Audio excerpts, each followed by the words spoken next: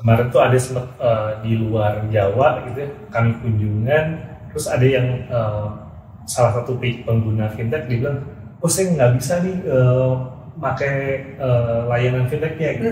Saya takut uang saya hilang. Padahal ya karena pas layanan internetnya lagi down aja gitu. Kris ini sebaiknya gitu, harapannya ke depan tuh lebih masif. Jadi tidak hanya menyasar UMKM-nya saja, tetapi juga ekosistem ekonomi secara keseluruhan. Transportasinya gitu ya kan, supply chain-nya juga harus menggunakan Kris juga. Yang perlu ditingkatkan itu edukasi juga.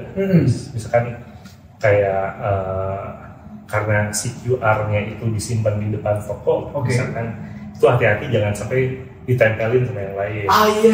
Kejadian kan.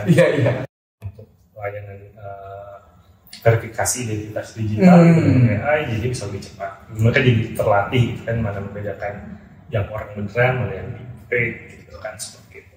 Dan mereka juga bisa melihat pattern kalau orang biasa gitu geraknya akan seperti apa. Oh gitu ya? Jadi bisa terverifikasi lebih cepat juga.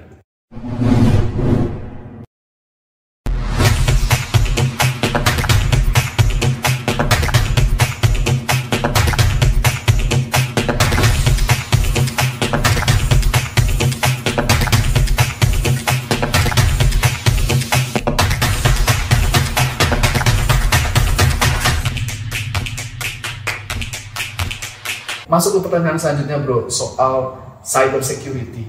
Nah, akhir-akhir ini kita tahu bahwa banyak perusahaan yang mengalami breach gitu ya terhadap datanya tersebar, ataupun juga sekarang ada orang buka WhatsApp gitu bro, dia tekan file APK hilang duitnya dari bank.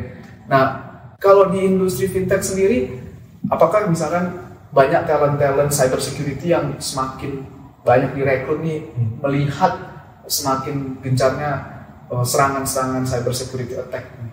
Boleh nggak cerita? Ya, cyber security juga jadi salah satu isu yang cukup hangat di fintech gitu ya, karena beberapa pengalaman bahkan perbankan juga sempat ada yang kena gitu ya. Jadi memang dan kaitannya juga dengan fintech ini adalah digital trust gitu. Masyarakat ketika sekali nggak percaya gitu. Tadi misalkan ada satu orang yang buka WA gitu dengan file tertentu gitu. Sekarang ada APK, ada PDF gitu ya. Oh iya ya, PDF juga bisa sekarang ya. Terus hilang. Nyebarlah di WA keluarga atau di WA lingkungan. Dan semua akhirnya jadi mengurangi atau bahkan menghentikan penggunaan layanan fintechnya. Jadi itu juga selalu diwaspadai, dan tentu dari industri juga proaktif untuk mereka melihat bagaimana keamanan sistem di dalam produk ataupun layanan mereka. Jadi kalau kemarin itu di Avtech kita ada survei, annual member survey, dan kita juga melihat aspek keamanan dari setiap anggota Avtech itu seperti apa. Dan mereka mayoritas sudah punya CRT team gitu, jadi computer emergency team gitu, untuk mereka recovery kalau ada gangguan. Lalu mereka juga punya disaster plan, disaster recovery plan gitu. Jadi mereka juga melihat selalu memperbaiki gitu kecepatan dari proses ketika ada serangan siber seperti itu. Jadi itu juga selalu jadi bagian yang tidak terpisahkan, karena balik lagi tadi fintech ya separuhnya ada finansial, ada teknologi, dan teknologi ini tadi rawan dengan serangan siber ya. Tentu ada proaktif sendiri dari sisi industri. Untuk mengatasi misalkan adanya orang-orang yang mencoba masuk, itu kan udah ada teknologi OTP ya. Jadi orang harus masukin kode setiap kali dia sign in gitu ya, atau juga face recognition. Ada lagi nggak bro teknologi-teknologi yang mungkin akan dikembangkan dengan adanya AI sekarang ini gitu, untuk memastikan orang yang memakai fintech itu orang yang sebenarnya gitu? Ada nggak ya? Mungkin kalau ada info terkait itu? Sekarang perkembangan tadi verifikasi identitas digital juga berkembang. Jadi dan kita untungnya di Indonesia punya Dukcapil, Kependudukan dan Catatan Sipil di Kemendagri yang memang merekam gitu ya identitas masyarakat Indonesia dan bahkan sampai ke biometrik gitu. Jadi dengan kerjasama dengan Dukcapil, beberapa layanan fintech juga bisa memverifikasi. Dan teknologinya juga sekarang tadi dengan AI, dengan machine learning juga jadi bisa lebih cepat untuk mengidentifikasi.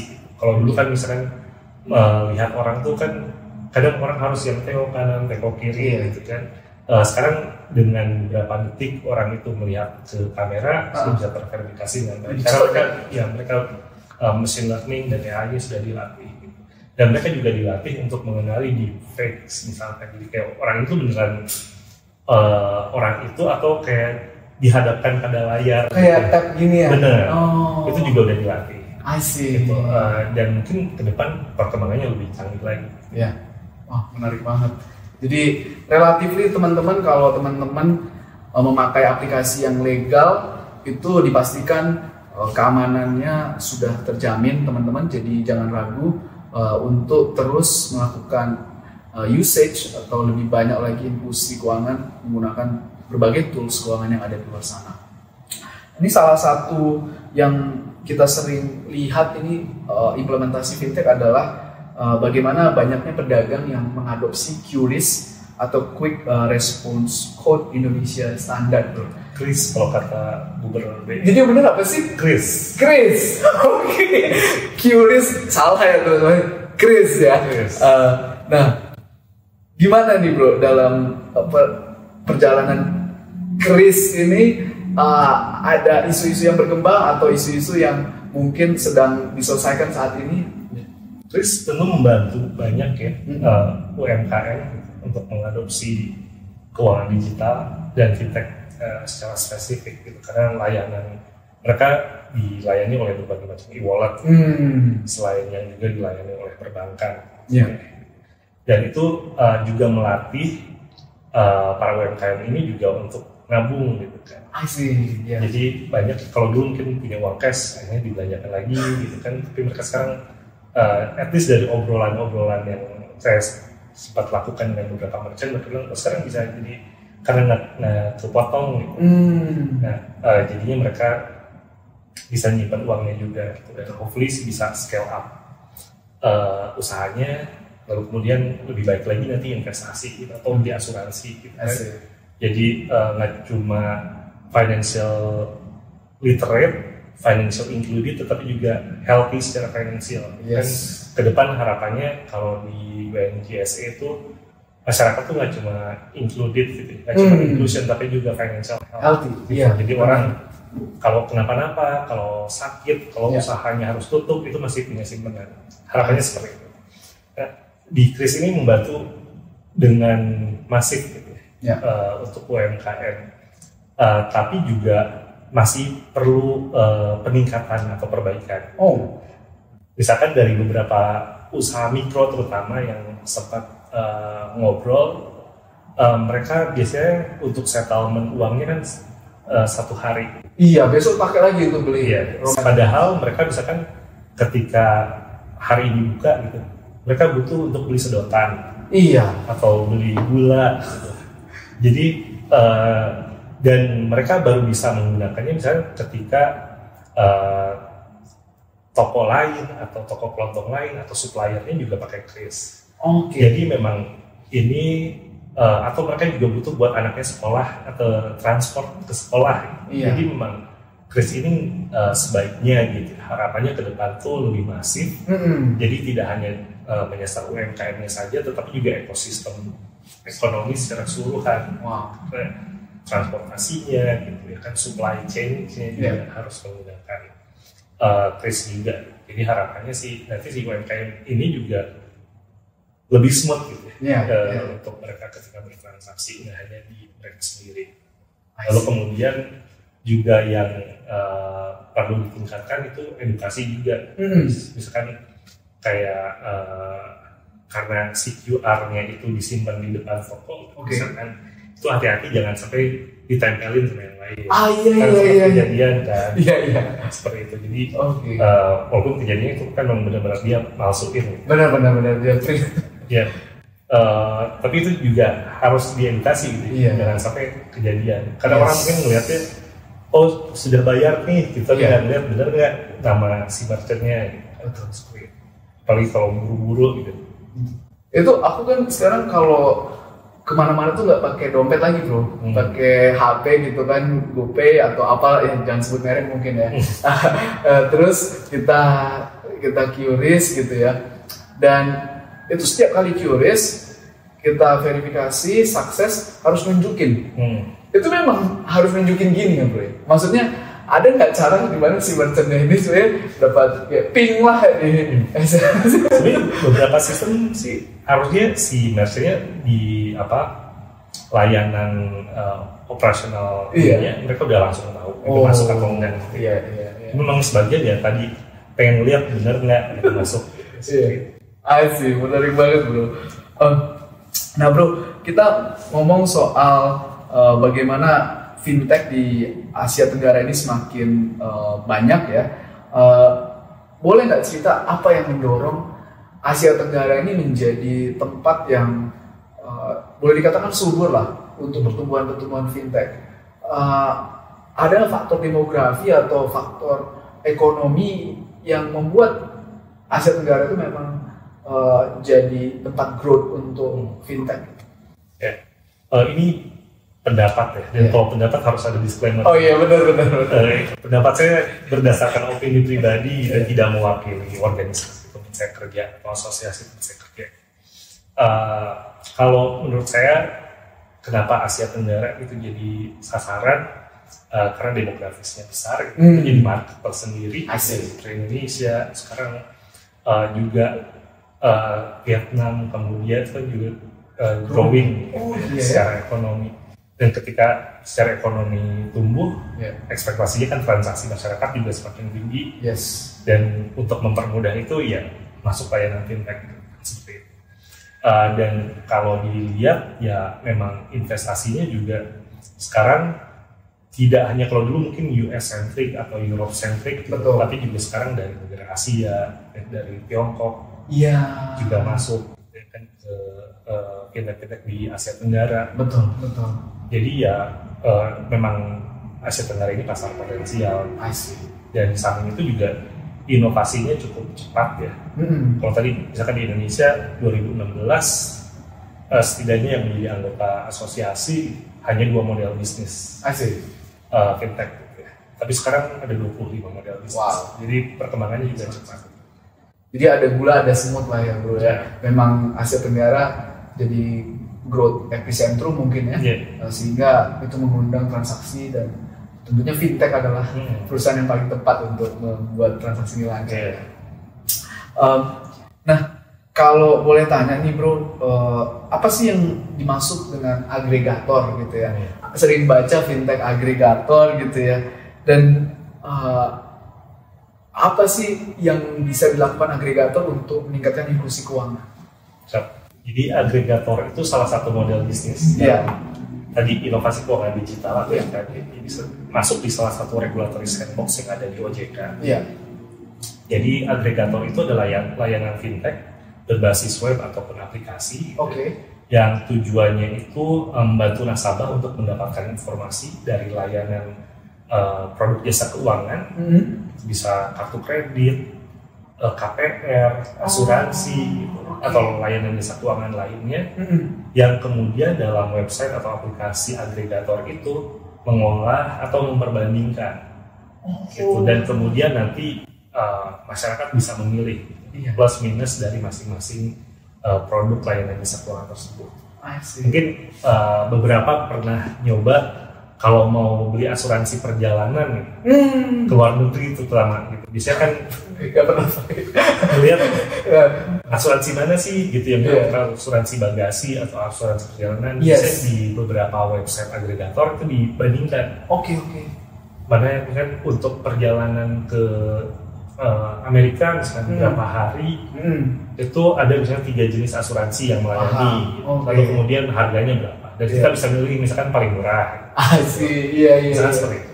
Begitu pula dengan asuransi, kartu kredit. Kartu kredit Bisa dibandingkan dengan mana yang bunganya lebih rendah, seperti itu, atau plus minus. Ini layanan agregator biasanya sifatnya seperti itu, membandingkan atau mengolah dari layanan jasa keuangan untuk masyarakat nanti bisa milih yang mana yang sesuai dengan preferensi mereka. Terima kasih untuk penjelasannya, Bro. Ini semakin menarik pembicaraan kita, teman-teman. Mungkin pertanyaan yang selanjutnya nih, Bro, mungkin semua orang sudah banyak yang melihat ya bahwa AI itu banyak banget disebutkan di semua pertemuan teknologi termasuk fintech gitu ya. Bagaimana sih AI ini betul-betul bisa merevolusioner industri ini, Bro, kalau melihat ke depannya? Ya, AI itu bisa sangat membantu Betul. untuk memperbaiki layanan terutama dari fintech karena dengan pengolahan data yang lebih cepat, mereka secara historis juga bisa melihat pattern yang lebih baik gitu. Itu bisa revolusioner. Dan tadi misalkan contohnya untuk layanan verifikasi identitas digital dengan AI, jadi bisa lebih cepat. Mereka jadi terlatih gitu kan, mana membedakan yang orang beneran mana yang fake gitu kan, seperti itu. Dan mereka juga bisa melihat pattern kalau orang biasa gitu, geraknya akan seperti apa. Oh gitu ya? Jadi bisa terverifikasi lebih cepat juga.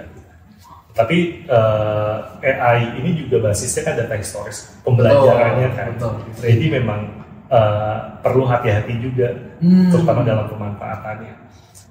Yang sering jadi pembicaraan di tataran global itu bagaimana AI ini tidak bias. Paham. Ya. Jadi kalau di luar mungkin pro-Kaukasian gitu ya. Karena memang data yang tersedia lebih banyak untuk orang Kaukasian. Betul. Di Indonesia juga gitu.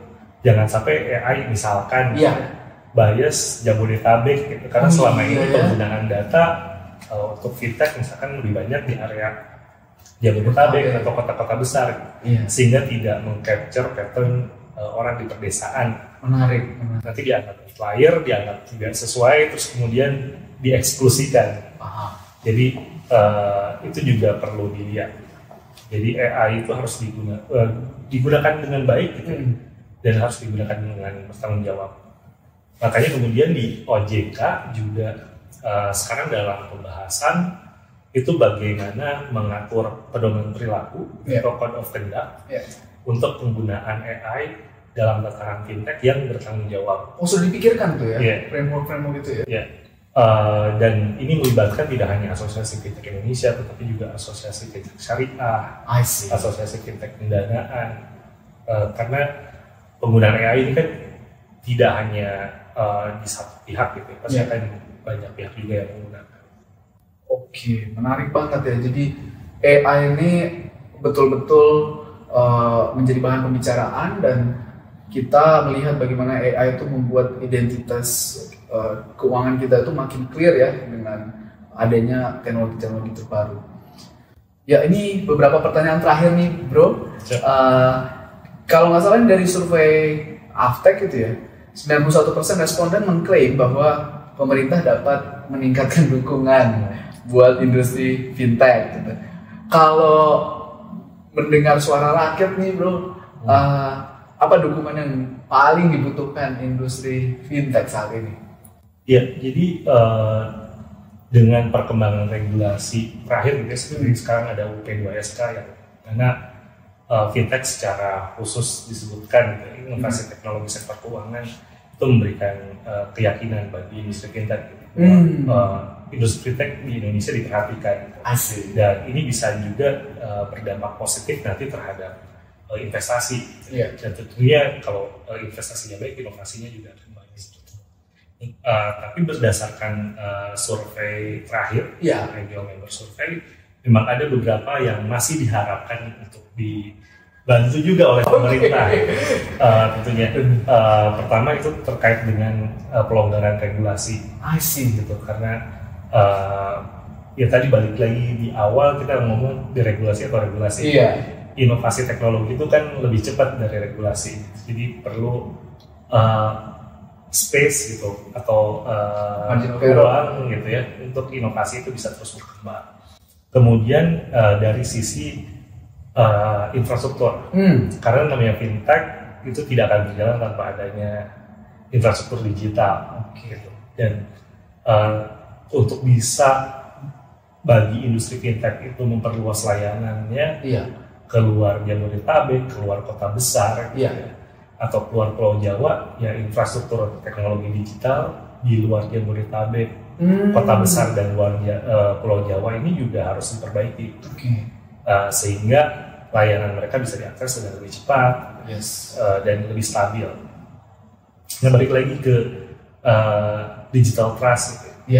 Kemarin tuh ada sempat di luar Jawa gitu ya, kami kunjungan, terus ada yang salah satu pengguna fintech dia bilang, oh saya nggak bisa nih pakai layanan fintechnya gitu. Saya takut uang saya hilang.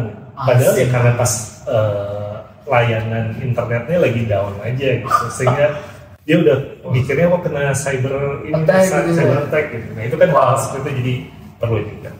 Kemudian juga ada beberapa hasil survei itu juga yang meminta adanya insentif.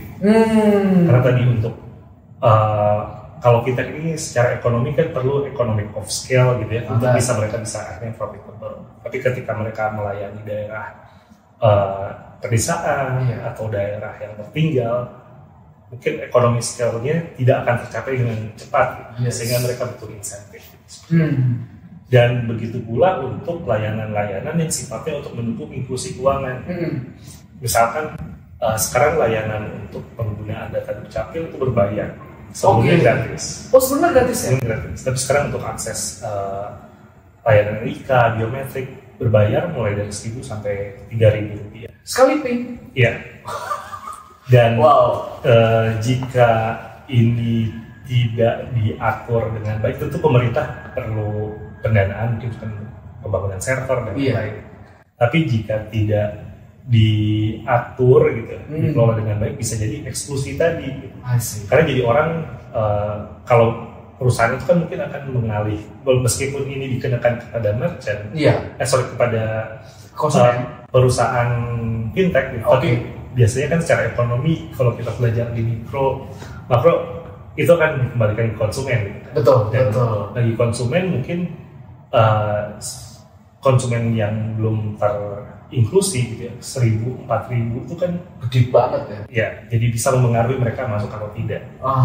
Sehingga itu juga perlu dipikirkan seperti itu. Karena mungkin kayak layanan kartu prakerja gitu, kan benar. Dari layanan fintech karena dia gratis ya bisa dilayani dengan baik, tapi begitu berbayar nanti harus diperhatikan siapa yang akan nanggung. Gitu kan, apakah perusahaan fintechnya, si calon penerima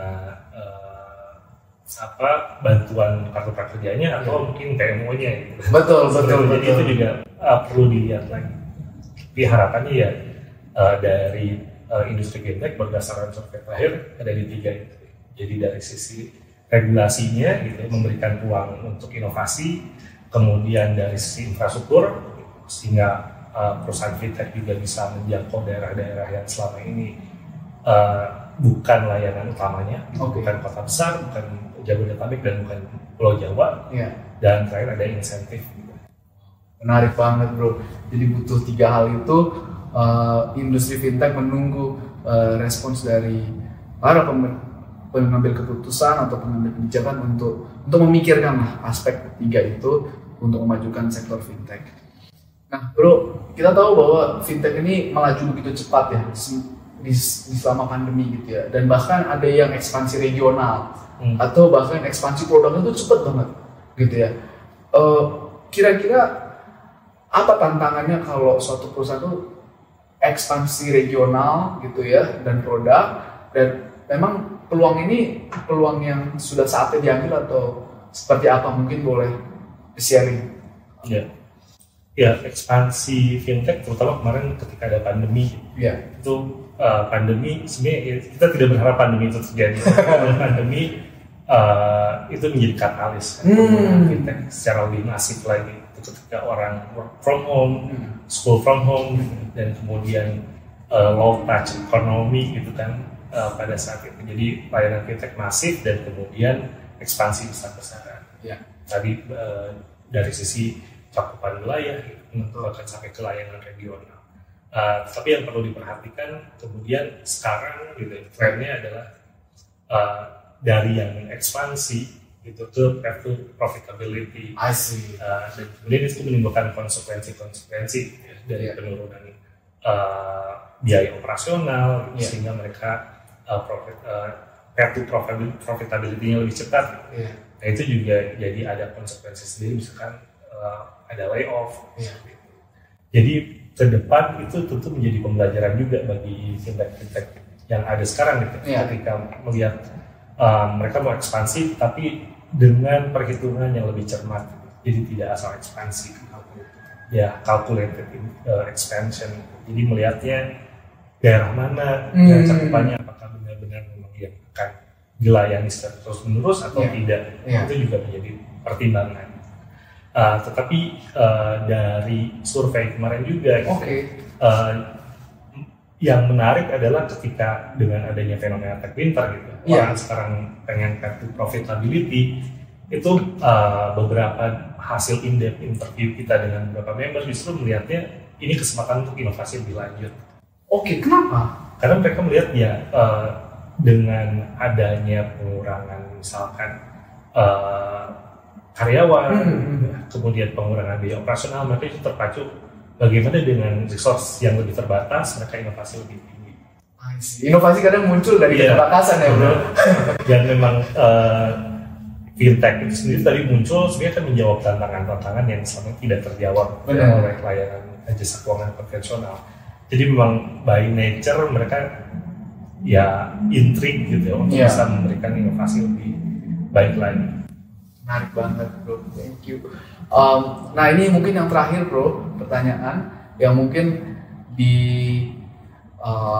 para penonton itu ada anak-anak yang baru lulus kuliah gitu di manajemen, akuntansi atau ilmu ekonomi yang ingin berkarir di industri fintech maupun berkarir di badan-badan yang meregulasi industri fintech ataupun asosiasinya. Kalau dari Bro Aries, ada nggak saran buat mereka untuk semakin bisa mengikuti tren fintech atau mereka itu mungkin bisa get one feet at the door untuk masuk industri fintech? Kira-kira seperti apa bro? Perlu membaca ya, perlu mendengar, dan memiliki pikiran yang terbuka. Asli. Karena ketika kita bergelut di dunia fintech gitu ya, itu perubahan terjadi setiap hari. Wow. Jadi walaupun kita memang punya latar belakang pendidikan, punya bekal ketika kuliah, gitu. Tapi itu kan terhenti ketika kita selesai mengambil di kelas. Gitu. Tapi dalam sehari setelah kita berhenti atau sehari setelah wisuda, sambil kita nunggu dapat kerjaan, inovasi terus terjadi. Gitu. Jadi jangan sampai kemudian ketika masuk ke dalam industri itu dengan pikiran tertutup, kemarin gue belajar teorinya kayak gini, ini salah. Nah itu harus dihindari, gitu. Karena dalam fintech ini bisa berkembang dengan cepat. Gitu ya. Kayak beberapa bulan lalu mungkin kalau kita ngomongin selain fintech tuh yang berkembang di teknologi kan metaverse. Betul. Tapi dalam 1 bulan terakhir kan kayak AI. Dan kita nggak tahu ke depan akan apa lagi gitu yang jadi buzzword. Jadi ya harus tetap punya pikiran terbuka. Wah menarik banget. Jadi keep open minded guys, seperti yang dikatakan oleh Bro Aries, untuk bisa selalu memahami bagaimana arah industri fintech selanjutnya. Terima kasih banyak Bro Aries untuk waktunya. Sangat-sangat enlightening nih insight-insight dari Bro Aries. Semoga nanti bisa datang lagi ya untuk di podcast berikutnya. Siap. Thank you teman-teman sobat leaders. Demikian dulu episode kita dengan Bro Aries. Semoga teman-teman bisa mendapatkan manfaat yang sebanyak-banyaknya dari episode ini, dan teman-teman jangan lupa terus belajar untuk meningkatkan pengetahuan terutama tentang cutting edge dari dunia fintech. Jangan lupa subscribe, like, dan komen video ini. Dan sampai jumpa lagi di episode berikutnya. Bye-bye.